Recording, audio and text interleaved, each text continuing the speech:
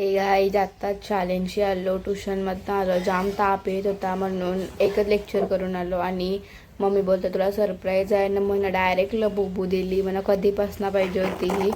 तर मम्मी आणि मग नशिबाने पिंक कलर भेटला, मला पाहिजे पिंकच पाहिजे होता.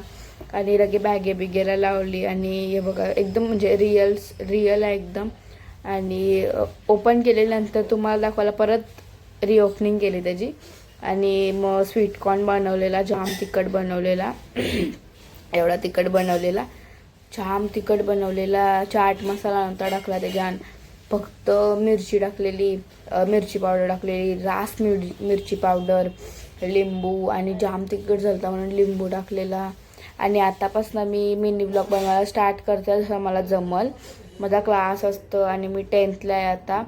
मग जसं मला टाईम भेटेल तशी मी बनवीन मिनी ब्लॉग. आणि मग पप्पाही आणलेली नॅचरलची आईस्क्रीम. आणि मग ऑरेंज पप्पांनी